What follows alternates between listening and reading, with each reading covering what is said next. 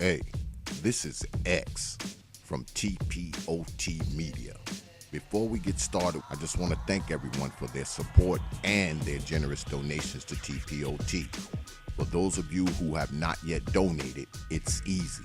Just go to our YouTube homepage, and in the lower right-hand corner of our flyer, there you can select the Donate to T.P.O.T Media button or the Prophetic Donations button. Click the button and it will bring you to our PayPal page where you can enter your donation amount. We thank you again for your support, and for that support, we will continue to bring you mind-opening content.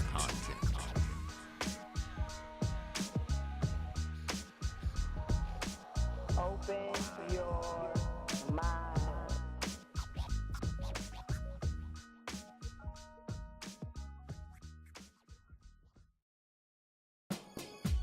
This is X from the T.P.O.T Series Media Group.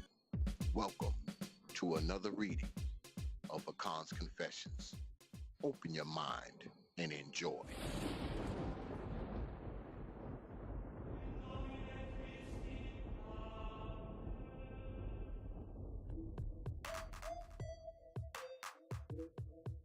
Of course, you will always have people who commit crimes anyway. That's a fact. However, if preventative measures are taken, wouldn't this have a positive effect to a degree? Not preventative measures like tougher laws, the death penalty, and so on. Anyone with half a brain knows that these things are hardly a deterrent, despite of all the rhetoric and jargon politicians spew out over these subjects. Preventative measures like the ones mentioned earlier start helping people. Make crime not so attractive. Give the poor and uneducated a chance to better themselves. Stop building prisons and start building things to keep people from going to prison in the first place. For the people who are released from prison, give them jobs, an opportunity to make a living, and a chance to become productive. Just think, how many people would return to prison if they had a decent job and an opportunity in life waiting for them when they walked out of these gates? Maybe a few, but not many, especially the people who've been locked up for 10, 20, 30 or more years. Shouldn't there be some kind of avenue for these people to return to society? Granted, the sole responsibility isn't on society, but isn't society somewhat responsible for these people to a certain extent?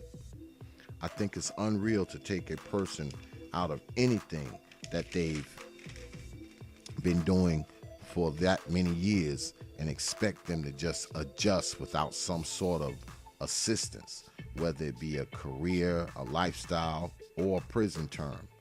Worst case scenario, instead of people having excuses for failure, they will have reasons to succeed.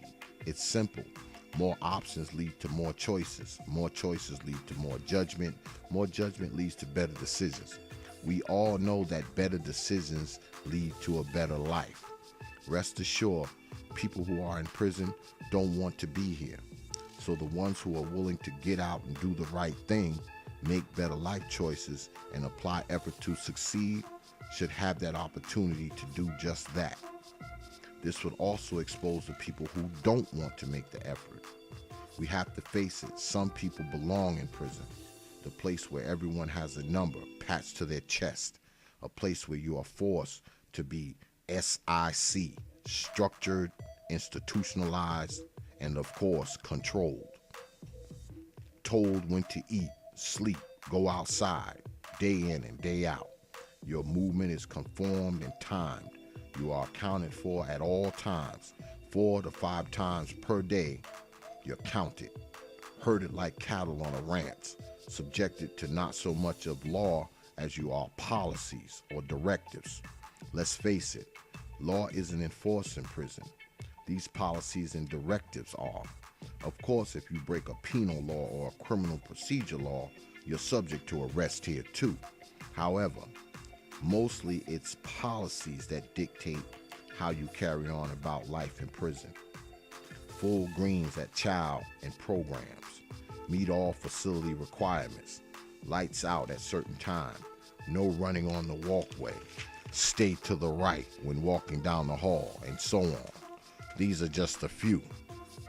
When these policies are not obeyed, you are subject to many different forms of punishment. This all depends on the severity of the infraction: loss of recreation, confinement, or a stay in the box, to name a few. It's almost funny at times. Here we are in prison, tried, convicted, sentenced, and paying our debt to society. Still, though, we can be penalized further. It's like punishment within a punishment, when for the most part, if you're already doing time, what else can be done to you? So I guess making your time less comfortable is the ultimate ramification, or at least that's how it's viewed by prison staff. Logic would dictate that some form of order must be maintained in prison, though. If not, the place would be a chaotic environment filled with utter pandemonium.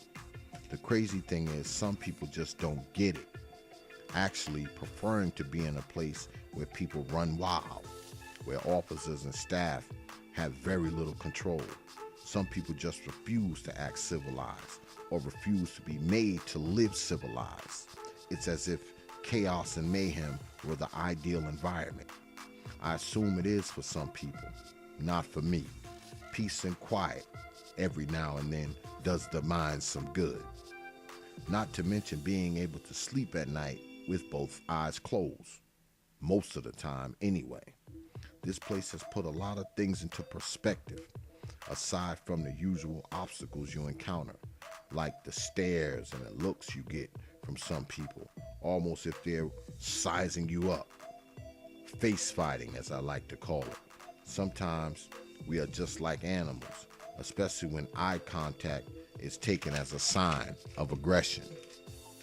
It's almost as if a whole conversation can take place without saying a word.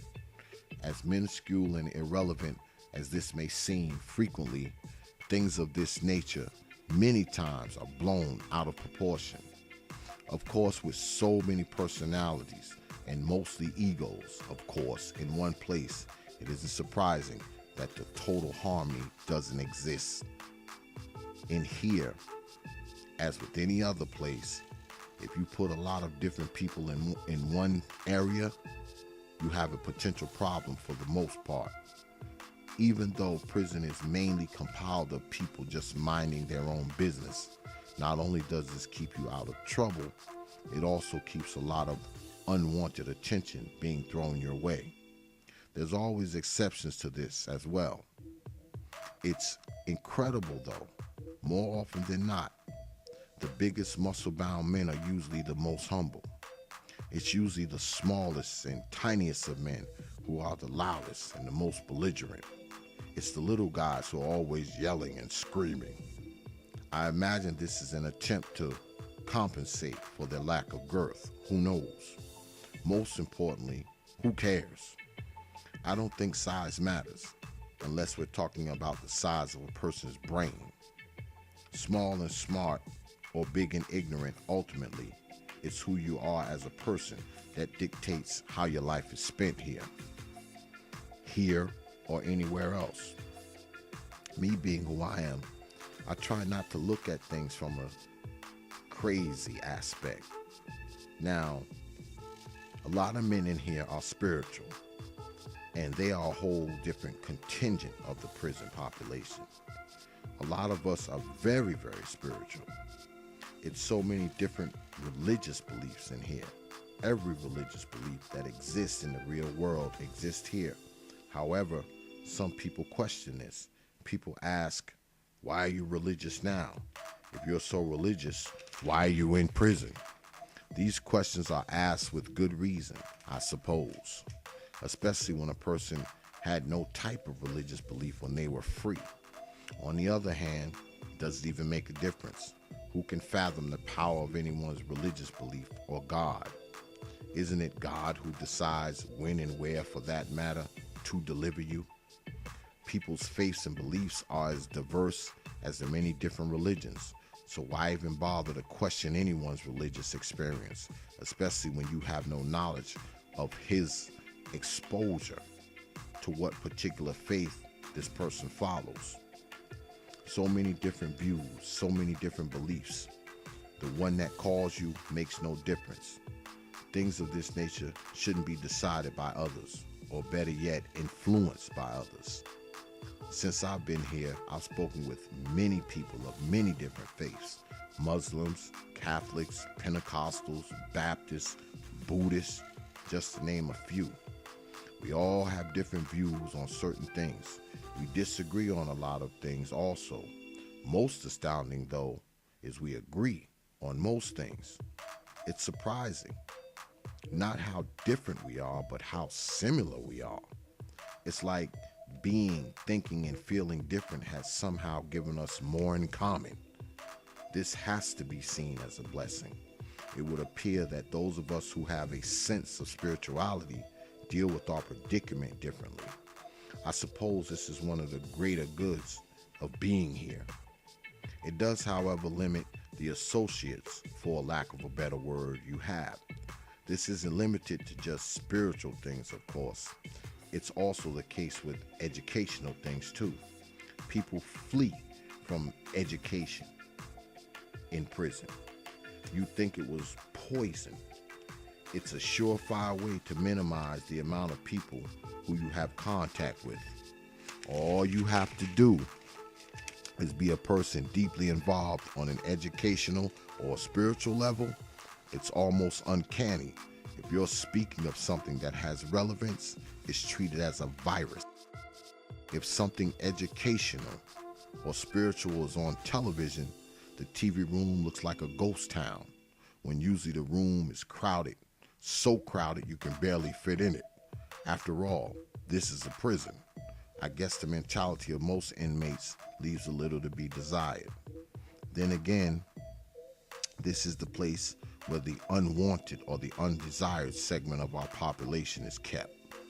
The people who society has deemed unfit to live amongst the world for one length of time or another.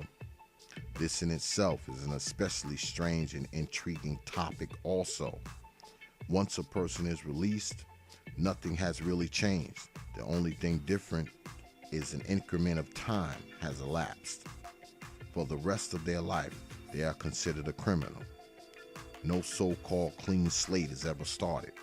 Individuals must try very hard to make it in the world. Certain jobs they will never get. Many things afforded to others they will most likely never receive. Voting rights, certain housing programs, etc. Your past constantly dictating your future. It's as if it's impossible to overcome this. Is it? Yes, it's possible to overcome it. Will it be easy? No. Anything worthwhile never is. I guess this is why an inmate must formulate some sort of plan, a plan to follow once released from this place. What you plan to do, how you plan to live. These things must be addressed before your release. More often than not, inmates spend more time in the weight room than they do in the library, spending more time watching TV as opposed to reading a book. It's understandable that in prison you have a lot of time on your hands, time that is mostly idle at best. It's also not shameful to do the things you enjoy. However, some time must be spent on things needed to be done, as well as wanted to be done. Once again, balance. Whole days spent sleeping are a real waste also. Do not love sleep, or you will grow poor. Stay awake and have food to spare. I look around the dorm and 90% of the people in here are sleeping at any given time of the day. How does this prepare you for life outside, I ask myself, especially if all you did while you were here is sleep, day in, day out, sleeping. It puzzles me how people can be so tired from doing absolutely nothing. This again is complacency. Complacency only works in here though. Wouldn't it be nice to roll out of bed anytime you want in the real world? Too bad, that's not a reality. So why spend your years training your body, mind, and spirit to do absolutely nothing? How unprepared to re-enter society will you be if you just slept the years away? It would be nearly impossible for you to now jump out of bed at the crack of dawn to get a job, take care of your family, take care of yourself. Now you have to spend time training your mind and body to be ready for action on a daily basis. That is, if you plan on doing something with your life, and most importantly, for yourself. Unlike prison in the real world, meals aren't free, clothes aren't free. Having electricity, transportation, education, and even water costs money. Once you are out of prison, the free ride is over. And that's gonna do it for this segment. But don't worry, we're gonna have another installment coming for you pretty soon. So just hang in there. I know it's getting good, but we want to thank you for listening to another installment of Akan's Confessions by the Proper Thought series. We'll see you next time. Open your minds.